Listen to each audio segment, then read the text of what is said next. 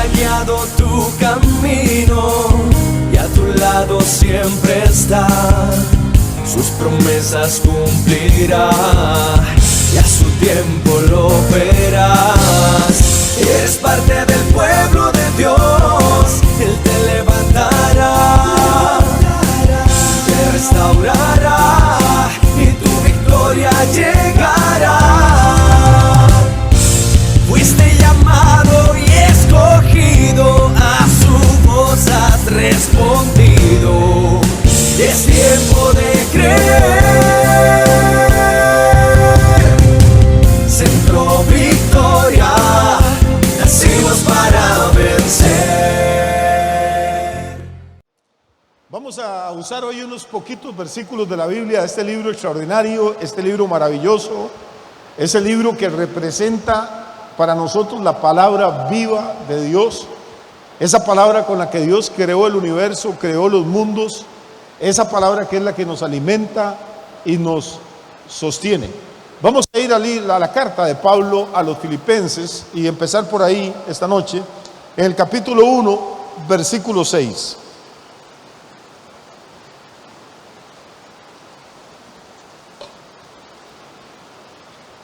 Pablo, escribiendo bajo la inspiración del Espíritu Santo, le escribe a una iglesia que él fundó en una ciudad del Asia Menor, una ciudad de cultura griega. La ciudad era Filipo, dedicada obviamente a Felipe, un gobernante, y ahí Pablo fue a predicar, Dios lo bendijo, quedó una iglesia establecida y él le manda esta carta. Pero en el versículo 6 del primer capítulo les dice: estando persuadido de esto, que el que comenzó en vosotros la buena obra, la perfeccionará hasta el día de Jesucristo. ¿Qué significa persuadido? Convencido. Tengo la certeza total, estoy persuadido de algo, o usted me persuadió a mí de algo, significa usted me convenció. Entonces Pablo dice que él está convencido, que tiene la certeza total de que algo va a ocurrir en la vida de estos hermanos en la iglesia de Filipo. ¿Qué es lo que va a ocurrir? Pablo les dice: el que empezó en ustedes la buena obra, la va a perfeccionar hasta el día final, hasta el día de Jesucristo. Esto es importante.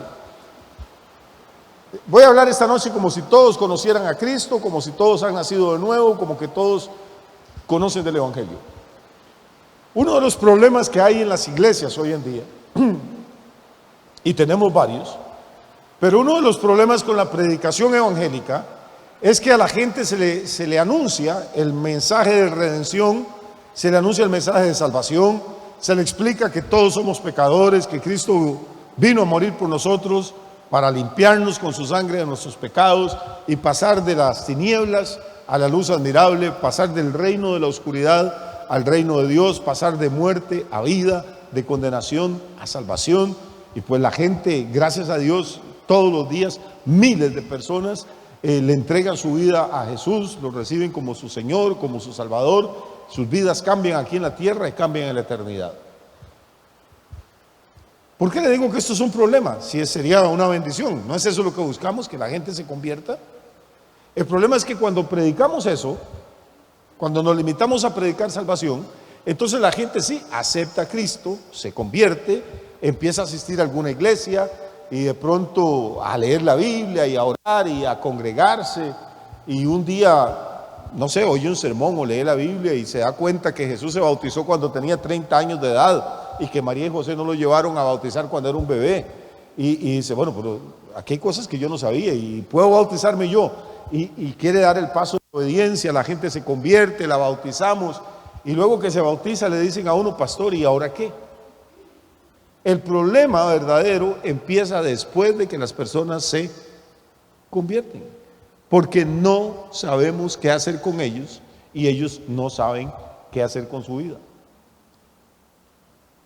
Porque le hemos dicho a la gente que toda la meta, el fin, el propósito de la predicación es que las personas sean salvas, que se conviertan a Cristo, que cuando mueran no vayan al infierno, que vayan al cielo. Eso es la mitad de la verdad. Pero note algo aquí en este versículo, en el versículo 6 de Filipenses, el primer capítulo. dice que el Señor empezó algo en los filipenses, en usted, en mí, en todos los que nos acercamos a Él. Él empezó una buena obra, pero note el verbo es empezó. Y en la mentalidad evangélica, cuando alguien se convierte, ya terminó el asunto. Ya habíamos orado por él, ya habíamos ayunado, le regalamos un tratadito, lo invitamos a tomar café, le hablamos del Señor, lo trajimos a la iglesia, alzó la mano, pasó al frente, oraron por él, se bautizó y creemos que ahí terminó. No, lo que dice Pablo es que eso es apenas el inicio. Porque la salvación, y por favor entiéndame, la salvación no es un proceso, la salvación es un acto. En el momento en que usted se arrepiente y le abre las puertas de su vida a Jesucristo, en ese momento usted pasa de muerte a vida, pasa de condenación a salvación. Es más, usted acepta a Cristo de todo su corazón y en ese momento le da un infarto de la emoción. Qué bendición, porque se va para el cielo fresquitito, sin problemas, sin luchas, sin desánimo, sin tentaciones. Pero repito, en el ideario nuestro, en la mentalidad nuestra, está que una vez que la persona se entregó al Señor, ya concluyó el proceso. ¿Y ahora qué sigue? Pues ir al culto domingo tras sábado, tras domingo, 5 años, 10, 20, 40, 50, hasta que se muere. Y no sabemos qué más decirle. Pero lo que hay que cambiar un poquito el chip, lo que debemos de entender es que la salvación, que es la mejor obra que Dios puede hacer en nosotros, porque Dios puede sanarlo a usted de un cáncer, Dios puede sacarlo de la pobreza, Dios puede hacer muchas cosas por nosotros. Acabamos de cantar que es milagroso, que es poderoso. Pero el milagro más grande que Dios puede hacer en la vida de una persona es perdonar sus pecados, adoptarlo como hijo y pasarlo de muerte a vida. Esa es la buena obra, esa es la mejor obra que Dios puede hacer. Pero Él la empieza con la salvación. Y nosotros la terminamos. Nosotros decimos, ya se salvó, ya está bien. No, dice, estando persuadido, dice Pablo, no tiene ninguna duda, está convencido de esto, que el que comenzó en vosotros la buena obra, el que la va a perfeccionar hasta el día de Jesucristo. Entonces la vida cristiana consiste en la continuación de esa buena obra, en ese perfeccionamiento. Y ahí es donde yo siento que a veces nos hemos quedado cortos. Hay millones de personas en este planeta que viven estresadas, que viven con angustia, que viven aburridos, que no saben qué hacer con la vida, tienen un vacío existencial, tienen una carencia emocional terrible, porque no tienen ningún propósito en la existencia. No le ven a la vida ningún sentido, no van para ningún lado, lo único que hacen es envejecer, no crecen, no maduran, se hacen viejos. Dentro de un mes más o menos van a empezar a salir miles o millones de abejones por todas partes. Los famosos abejones de mayo. Pero como está un poquito complicado el tiempo, ahora ya los abejones no saben cuándo es mayo y salen en abril. Por lo menos allá en mi pueblo. Y eso es una cosa, a mí me da una pena con esos pobres animalitos. Ellos vuelan por todos lados, se hacen locos. No sé si hay abejones y abejonas, yo no sé cómo funcionan ellos. Pero vuelan, se estrellan contra las ventanas, se estrellan con las paredes, caen patas para arriba y el cuerpo es muy pesado y no les permite volverse. Y yo ando dándoles vuelta para ponerlos otra vez y vuelven a despegar y chocan contra la pared. Y para mí es un mes terrible. Qué vida la de estos abejones. Pero cuando uno ve muchas personas, yo paso a veces en la noche cuando voy de aquí, pasamos por algunos lugares con mi esposa, pasamos frente a un bar, 6 u 8 muchachos menores de edad, ni los dejan entrar a la cantina y están sentados ahí en una acera, hable y hable y hable, con una cerveza para los 6 porque no les alcanza ni para comprar. Y uno dice, pero no tendrán nada que hacer en la vida, no tendrán ningún otro propósito, no tendrán nada. No van para ningún lado, no hay dirección, no hay propósito.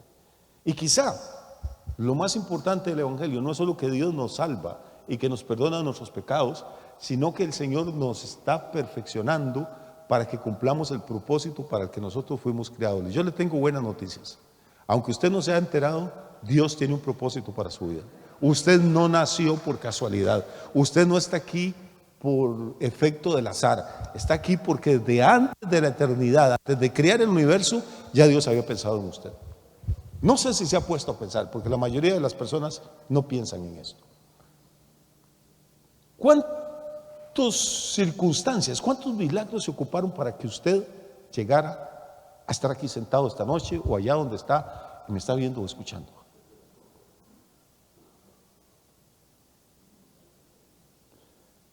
Mi abuelo paterno era de Heredia. Y allá en Heredia fue teniente del ejército de Costa Rica, cuando había ejército aquí, y fue a pelear a la guerra de Coto. Se vino de Heredia, no sé por qué razón, nunca me contó, y se encontró aquí con una señora que tenía mucha sangre indígena, y se casó con ella. Mi abuelo materno venía del Líbano, llegó a San José y se encontró con una señora que era costurera, se casó con ella. Pero él era comerciante y se vino por la montaña a hacer fincas y chancheras y cosas aquí a Pérez Celedón. ¿Cierto? Mi abuelo fue uno de los primeros 3 municipios que hubo aquí. Entonces mi abuela materna cosía en San José y él trabajaba acá. Pero en esa época las familias decían que al hombre había que asistirlo. Asistirlo era cocinar, lavar, planchar. Entonces la hija mayor se venía de San José para asistir al papá, cocinarle, lavarle, plancharle. Esa hija mayor era mi mamá. Uno de los primeros viajes que hizo, mi papá, que no era nada dejado, la vio que no era como de aquí del pueblo, se le arrimó, no sé qué le habló, y mi mamá cayó en la trampa. Ahora, para que yo esté hablándole a usted aquí esta noche, entonces, mis bisabuelos maternos tuvieron que decidir un día salir del valle del Líbano donde él vivía, tomar un barco, viajar a Liverpool, Inglaterra, de ahí viajar a Nueva York, de ahí decidir venirse para Costa Rica, de ahí decidir venirse a abrir una finca aquí en el General, le decían a esto cuando no había nada. Resulta que mi mamá tenía que estar exactamente en el punto donde me contó, hasta la soda, donde había conocido a mi papá, y mi papá tenía que tener los pantalones para llegar y animarse a hablarle, y mi mamá el poco cerebro para aceptar que le hablara. Pero si he hecho una generación para atrás, entonces ya mis bisabuelos paternos eran casi indígenas, ya eran como un 80% de sangre indígena. Y los otros eran musulmanes completos por allá. Y si he hecho allá a la 4ª generación, ya me pierdo, ya no sé. Pero si una de esas personas no se hubiera hallado, no se hubiera cruzado con la otra, se hubiera muerto antes, hubiera nacido en otro pueblo, yo no estaría aquí, yo sería una persona completamente diferente. Y lo mismo pasa con usted. Durante cientos de generaciones de seres humanos, Dios fue tejiendo todo para que usted sea quien es y esté sentado aquí esta noche escuchándome. Si eso no le para el pelo, pues no hay quien se lo pare. No hay absolutamente nada de casualidad. Cada gota de sangre, cada gene, cada cromosoma, cada circunstancia que ha ocurrido en nuestras vidas nos trajo hasta donde estamos sentados esta noche. Y si creemos en Dios y que hay un Dios sabio, poderoso, omnipotente, de planes y de proyectos, entonces entendemos que ese Dios tiene un propósito para cada uno de nosotros. Y que su propósito empieza a arrancar, a coger fuerza en el momento en que aceptamos a Cristo. Pero que eso es el inicio, el que empezó la buena obra en vosotros. Ahora viene la parte siguiente. ¿Y la parte siguiente cuál sería? Que Dios la está perfeccionando. Entonces usted es un milagro. Dicen los biólogos que cuando hay una relación sexual, el hombre produce más o menos 300 millones de espermatozoides. Yo no sé quién sacó el rato para contar eso, pero eso es lo que dicen. Contra un óvulo, imagínense, y ustedes no nos consideran. Y de esos 300 millones solo hay uno que medio sirve. Y que nada, y corre y lucha para poder llegar al óvulo. Somos un milagro. Y eso tuvo que repetirse generación tras generación ahí atrás. No solo papá y mamá, sino abuelo y abuelo, bisabuelo y bisabuela, tatarabuelo y tatarabuela, ahí para atrás para que llegáramos a tener el color de ojos que tenemos hoy, la estatura que tenemos hoy, la forma del cabello, todo lo que somos Es lo que decía el rey David: en tu libro estaban escritas todas aquellas cosas que luego habían de ser, y no faltó ninguna de ellas. Que a mí no me gusta el cabello mío, que me gustaría tener la nariz como los romanos, que me gustaría medir 1,90 m. Ah, sí, claro. Y me gustaría haber nacido hijo de Bill Gates y no de Víctor Jiménez. Probablemente sí. Pero en el plan de Dios y en el propósito de Dios, soy exactamente lo que Dios diseñó que yo fuera. Me guste o no me guste, lo entienda o no lo entienda. Y entonces cuando uno entra en esta dinámica, cuando uno entra en este camino de revelación, entonces la vida le va a empezar a cambiar. ¿Por qué? Porque nosotros somos un milagro en continuo perfeccionamiento. Somos un milagro y estamos mejorando, no por lo bueno que somos, sino porque el mismo Dios que empezó la buena obra en nosotros, Él es el que la va a perfeccionar. ¿Y cuándo la va a parar de perfeccionar? Cuando usted cumpla 20 años de estar en la iglesia, o 30 o 50. No, dice hasta el día final. Nunca vamos a parar de pulirnos hasta el día que venga Jesucristo. Cuando usted cree que ya lo logró, permítame decirle que todavía está bastante lejos. Vamos a ir a Romanos 12, versículo 1 y 2.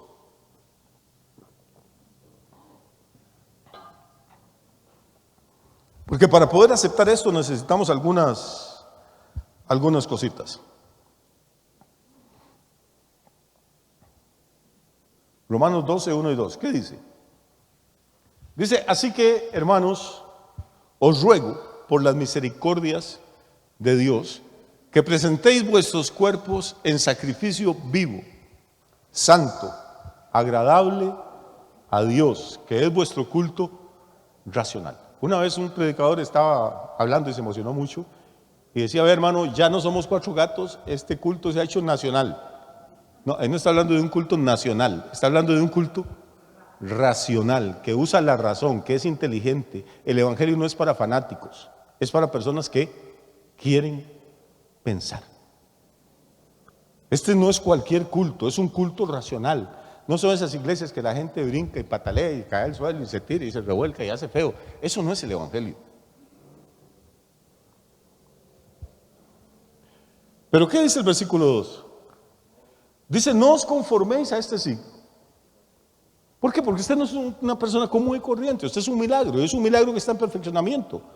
Usted está aquí en este planeta para algo, está sentado aquí esta noche para algo. No, créame, no hay ninguna casualidad.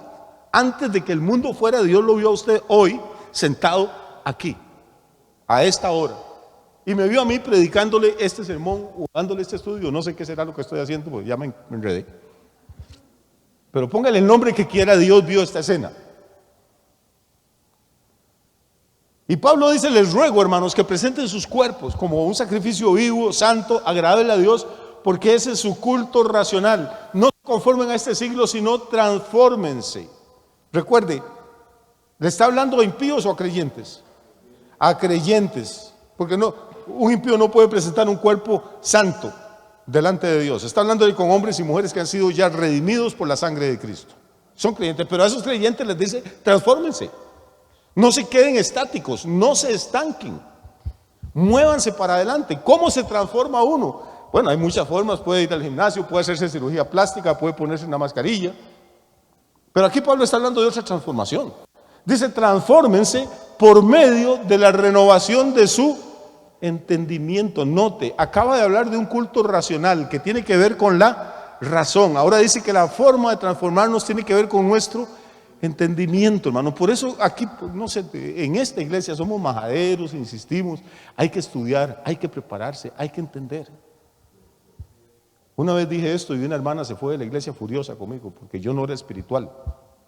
Yo no entiendo qué es ser espiritual. Si lo que estoy leyendo es la Biblia, y la Biblia, que es inspirada por el Espíritu Santo, dice que el culto tiene que ser racional y que tengo que usar mi entendimiento, entonces yo no entiendo qué será ser espiritual. Si será pegar aullidos, pegar brincos, tirarse al suelo. Pues a mí eso no me parece espiritual para nada. ¿Cómo nos transformamos entonces? ¿Cómo nos metemos en este proceso que Dios quiere llevarnos? Dice: por medio de la renovación de vuestro entendimiento, para que comprobéis cuál sea la buena voluntad de Dios, agradable y perfecta. Yo nunca voy a poder entender cuál es la voluntad de Dios para mi vida, y por eso, repito, Hay tanta gente enferma, hay tanta gente desanimada, hay tanta gente vacía en el mundo que trata de llenar el vacío con sexo, con borracheras, con droga, con lo que sea. Porque no tienen propósito. Y aún dentro de las iglesias, seamos honestos, hay personas que están en esa condición, deprimidas, angustiadas. No vamos a mentir y a decir que con cuando uno alza la mano todo es coser y cantar. No, seguimos en el mundo y tenemos luchas y tenemos problemas. Pero cuando usted entiende que hay un propósito que es más grande que usted, que el propósito de Dios para su vida existe antes de que usted existiera y que va a seguir después de que usted se muera, entonces la vida cambia, hermano. Hay un propósito, hay ganas de echar para adelante, hay que decir, bueno, esto que me está pasando no me gusta, es doloroso, no lo entiendo, pero ¿cómo cabrá esto en el propósito que el Señor tiene para mí? ¿Cómo logro eso? Dice, por medio de la renovación de mi entendimiento, de cambiar de manera de pensar. ¿Cómo cambiamos de manera de pensar? Ahora viene la otra pregunta y voy a avanzar un poquito más rápido. Vamos.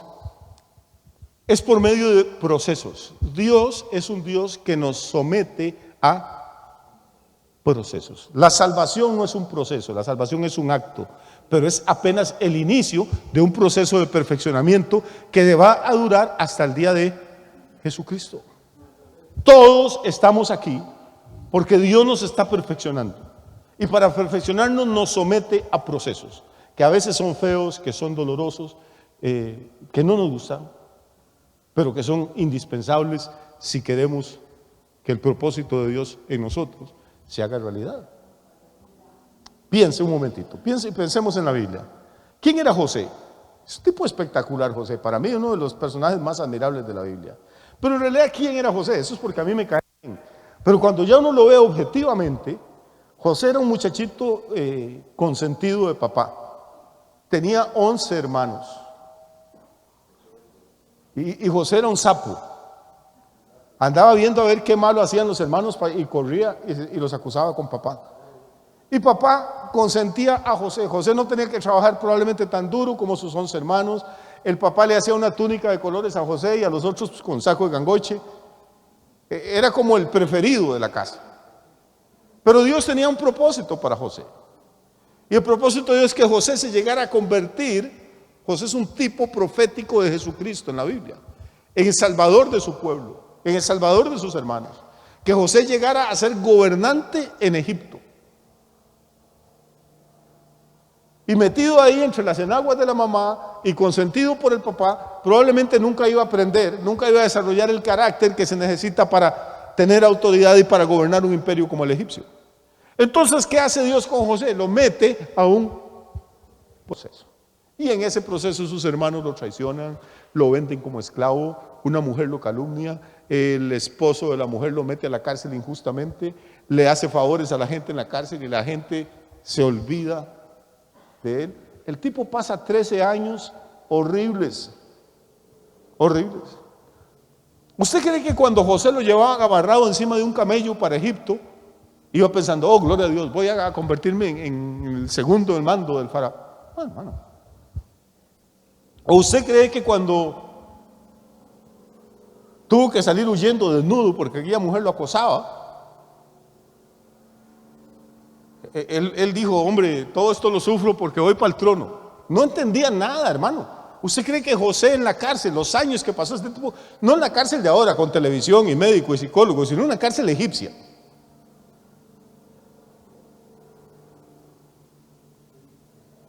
En medio de sabandijas y cucarachas, ahí no había servicios sanitarios, no había letrinas, no había nada, hermano.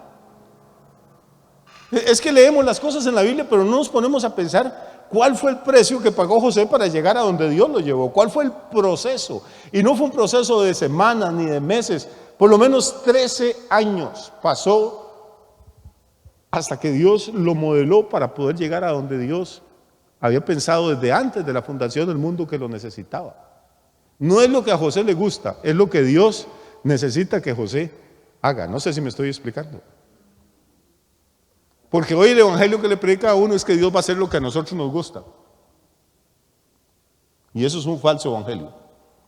Pensemos en Moisés.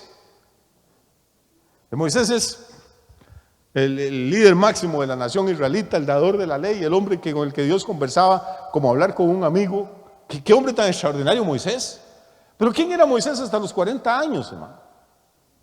Dice que desde que nació era un niño hermoso, que su mamá lo cuidaba, lo protegía, su hermana mayor lo cuidaba, lo llevaron al palacio de Faraón, la mejor comida, el mejor vino, la mejor cama, todo era para Moisésito. 40 años. Pero el propósito de Dios para Moisés no es que se muriera en un palacio en Egipto, es que fuera el líder y el conductor. Es también un tipo profético de Jesucristo, que sacara a su pueblo de la esclavitud y lo llevara a través del desierto y lo guiara y fuera la voz de Dios para toda esa generación. ¿Y qué hace Dios con Moisés entonces? Había empezado la buena obra, lo salvó cuando lo pusieron en una canastita en el río Nilo, una canasta de mimbre. Por eso todavía le dicen Moisés a esas canastas que compran para los bebés. Pero Dios dice, ok, ya empecé, ahora necesito formar a este muchacho, vamos a meterlo a un proceso. Y se lo lleva allá al desierto de Madián, hermano, a cuidar cabras. Oiga, sí es problemático cuando a uno lo rebajan de puesto en el trabajo, pero lo de Moisés no fue que le bajaron de puesto, es que estaba en el palacio de Faraón. Los faraones eran considerados Dios, pasó de ser Dios a cuidar cabras. Y las cabras son unos animales insoportables. Y ni siquiera eran las cabras de él, eran las cabras del suegro. Ya cuando uno trabaja para el suegro ya está jodido.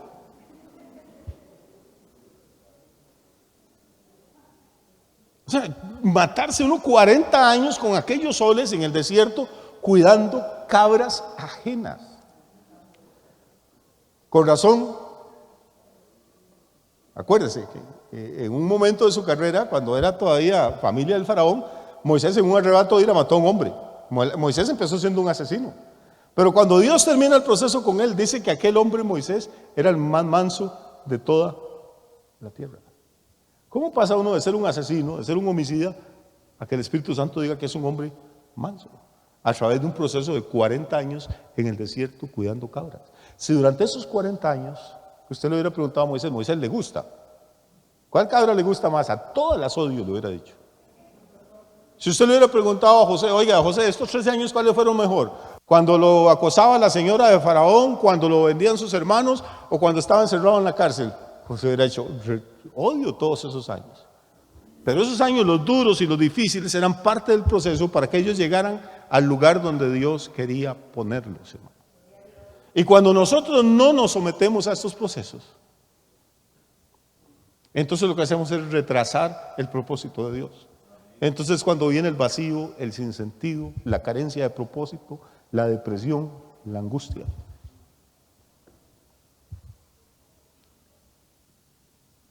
Sí, pues tenemos familia, bendito Dios, gracias, tenemos trabajo, gracias a Dios.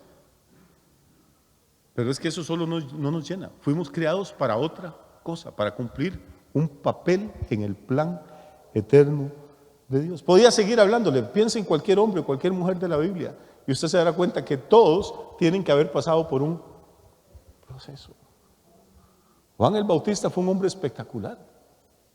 Pero ¿cómo pasó Juan? Vivió sin mujer, en un desierto, en una cueva, vestido con una piel de camello. Ahí pasó casi 30 años de su vida, sin cortarse el cabello porque era nazareo, sin rasurarse, comiendo grillos y saltamontes y miel silvestre. ¿Qué es lo que pasa cuando nos rebelamos contra el proceso? Y esto es la parte triste para muchas personas. Yo tuve un conocido, no voy a volver a decir más, que de hecho era un tío mío, que siempre contaba, bueno, con los 6 años que yo fui al colegio, y ya 6 años de colegio, pues es algo de aquella época. Lo que nunca contaba es que fue 3 años al UNESCO y perdió los 3 años. Se quedó en primero los 3 años. Oye, ahí hay que hacerle para quedarse un año en primero, ya repetir y volverlo a perder. Y la tercera, entonces, no sé si todavía existe esa norma, pero después de perderlo 3 años el curso, ya no lo dejaban más. Entonces se pasó y se matriculó en el nocturno. Hizo 2 años, primero en el nocturno, lo perdió. Y el 6º año, que estaba haciendo primero otra vez, ya lo iba a ganar y le compraron una moto y se estrelló y se rajó la cabeza y hasta ahí llegó. O sea, fue 6 años de colegio, pero no ganó ninguno, no pasó de primero. Entonces la gente le dice a uno, también saca pecho, yo tengo 20 años de estar en la iglesia, hermano, es que puede que tengamos 20 años y estemos repitiendo el primero todavía. Si no nos sometemos al proceso, si no entendemos que tiene que haber un avance, que tiene que haber un perfeccionamiento, que tiene que haber un crecimiento, una madurez, entonces probablemente vamos a tener que sufrir los mismos problemas, las mismas tentaciones y las mismas luchas año tras año. Hasta que no renovemos nuestro entendimiento y comprendamos esta cosa. Estamos siendo procesados, ¿sabía eso? Usted es un milagro, pero es un milagro que está siendo perfeccionado. ¿Cómo? A través de un proceso. Y el proceso no es para cumplir con mis deseos, es para cumplir el propósito que Dios tuvo cuando nos creó y cuando nos redimió.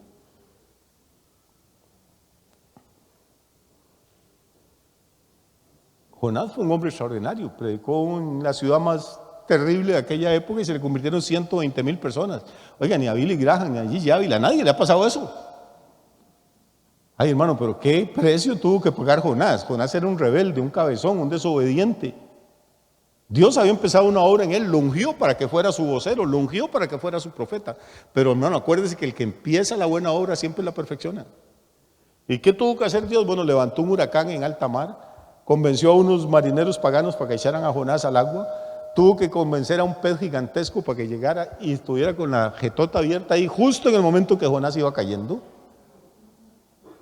Luego el pez tuvo que nadar hasta llegar cerca de la costa a Nínive y ahí le dio agrura al pez y vomitó a Jonás, que si le hubiera dado 12 horas antes lo vomita en alta mar. Pero cada detalle, hermano, estaba ahí planeado. Y cuando Jonás sale a predicar, no creo que es como uno que cuando es para el culto se baña y se rasura. No, Jonás iba embarrado de jugos gástricos y de babas y de ácidos del pescado. Y con razón andaba de un carácter insoportable y decía, de aquí a 40 días Dios nos va a matar a todos. No se aguantaba ni él solo. Pero ese es el proceso por el que, si usted le hubiera preguntado a Jonás mientras estuvo en el vientre del pez, Jonás, ¿está cómo? Jonás con el carácter que tenía le hubiera mandado a usted la porra, hermano. Jonás, ¿quiere quedarse un ratico más ahí? No, por Dios, sáquenme. Pero Dios no lo sacó ni al primer día ni al segundo. Tuvo que pasar 3 días y 3 noches. Y el milagro no solo que predicó en Nínive después del proceso. El milagro es que 7 siglos después viene Jesucristo y dice, la señal de que yo voy a dar de que soy el Mesías es la señal del profeta Jonás. Porque como Jonás estuvo 3 días y 3 noches en el vientre del gran pez, el Hijo del Hombre va a estar 3 días y 3 noches en el vientre de la tierra y al tercer día el Padre lo va a resucitar. ¿Qué iba a saber Jonás cuando iba en el vientre del pez que estaba haciendo una señal profética del ministerio del Salvador del mundo? Pues es que así es Dios, hermano. Cuando estamos en el horno, cuando estamos llorando, cuando no entendemos lo que nos pasa, ¿qué nos vamos a imaginar que Dios puede sacar algo glorioso, algo bueno de esta situación? Pero en vez de blasfemar, en vez de desanimarnos, en vez de decir, ay, ¿para qué voy a la iglesia si más bien me está yendo peor? Lo que hay que hacer es humillarnos delante de Dios y decir, Dios, estoy en medio de un proceso. ¿Cuál es tu propósito? Dame fuerza, porque yo sé que de esto va a salir algo que va a ser bendición para mi vida, para mi familia, para la iglesia, para el pueblo, para las naciones. Porque tú empezaste la obra en mí, no me vas a dejar tirado a medio camino.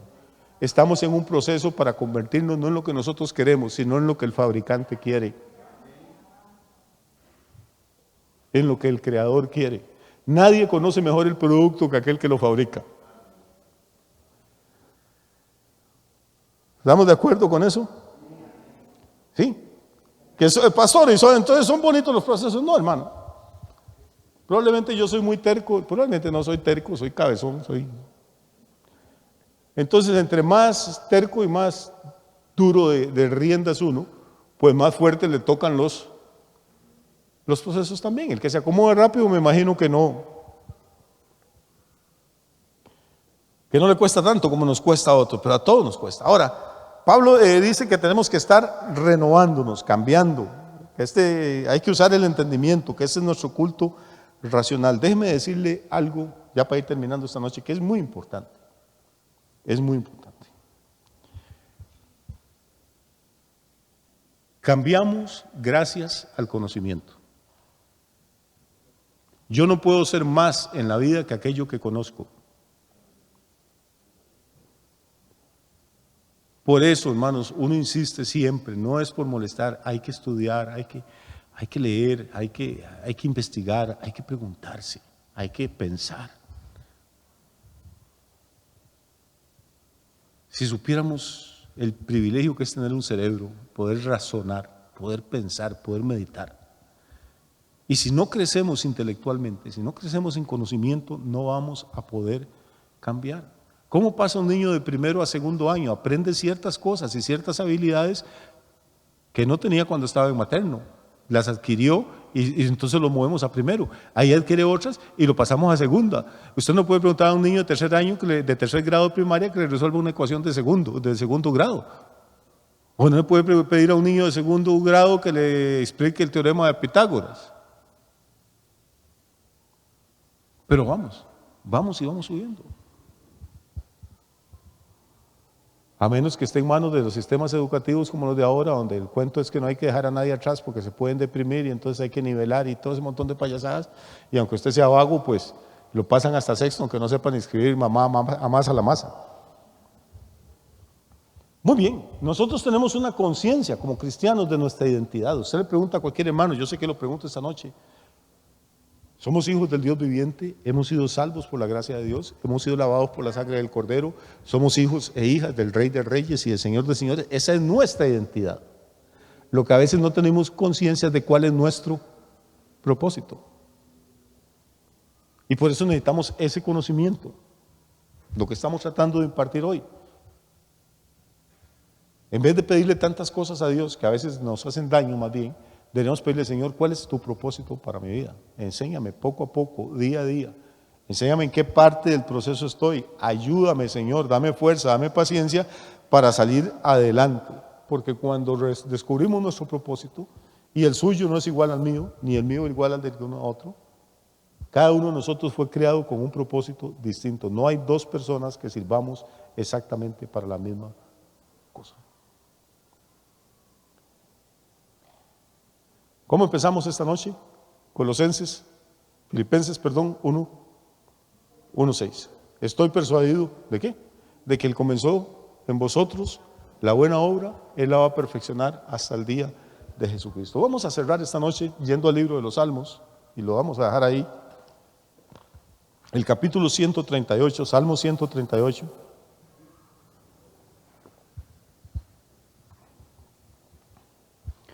Creo que es el versículo 8, por favor.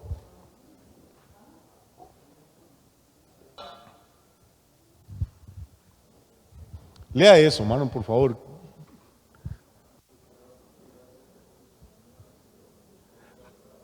Repítalo, léalo en voz alta, átese con los dichos de su boca. Oiga lo que está diciendo ahí. Dice Jehová que, ¿qué hará? Cumplirá su propósito en mí. Tu misericordia, Jehová, es para siempre. No desampares a la obra de tu mano. ¿Sabe quién está diciendo esto? Lo está diciendo el rey David, que está pasando por un proceso fregado. A David no lo quería su papá. La mamá de David no aparece por ninguna parte, y la única vez que David la menciona es, dice, en pecado me concibió mi madre. Así es que yo mejor quiero dejarlo por ahí quedito. El papá no lo quiere, sus hermanos mayores no lo quieren.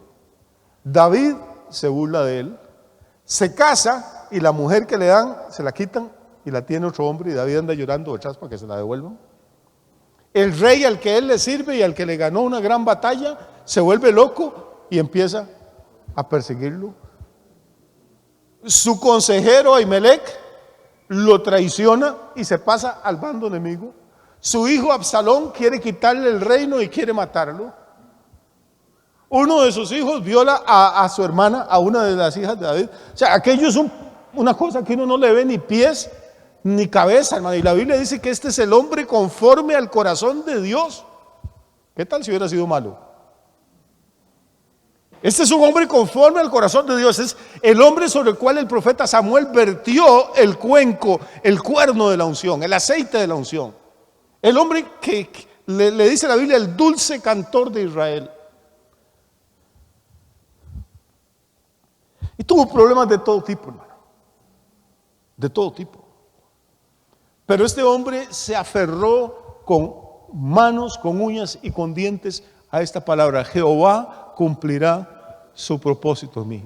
No porque yo soy bueno, sino por la misericordia de Dios. Hermano, Dios tiene un propósito eterno para su vida y Él lo va a cumplir.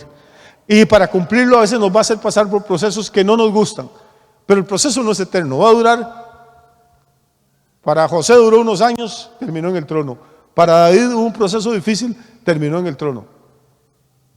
Moisés tuvo un proceso difícil, terminó siendo el guía y el profeta más grande en la historia de Israel. Jesús tuvo un proceso difícil, desde su concepción hasta su muerte en la cruz, que fue terrible. Pero Dios cumplió el propósito en él, lo resucitó al tercer día de los muertos, le dio un nombre que sobre todo nombre, para que en el nombre de Jesús se doble toda rodilla, en los cielos, en la tierra y lo que está abajo de la tierra. Y lo convirtió en el Rey de Reyes y en el Salvador del mundo. Así que yo no sé si alguno de ustedes está pasando por un momento difícil. A veces se nos caen las baterías, nos desanimamos, a veces hay luchas de familia, a veces es de salud, a veces son financieras, a veces es con uno mismo emocionalmente. Por fuera todo parece estar bien y de pronto a uno se le viene el ánimo abajo. ¿A quién no le ha pasado? Y en las iglesias evangélicas le enseñan a uno a esconder eso. Aunque usted esté muriendo, soy más que vencedor en Cristo Jesús, y el diablo lo tengo pisado el patacón. Yo no creo en eso, hermano. Somos barro en las manos del alfarero. No somos superhombres ni supermujeres. Estamos en un proceso y hay que reconocer que a veces los procesos son difíciles y dolorosos. Pero a veces se le hace una pancita a la olla que el alfarero no quería ver y tome, la agarra y le pega un par de manotazos y la vuelve a acomodar. Y al final la vasija va a salir como Dios quiere que salga. Él va a cumplir su propósito en nosotros. Y aunque somos vasijas de barro, tenemos el tesoro más grande del universo entre nosotros, la salvación de Dios. Que Dios les bendiga muchísimo esta noche, que la pasen muy bien.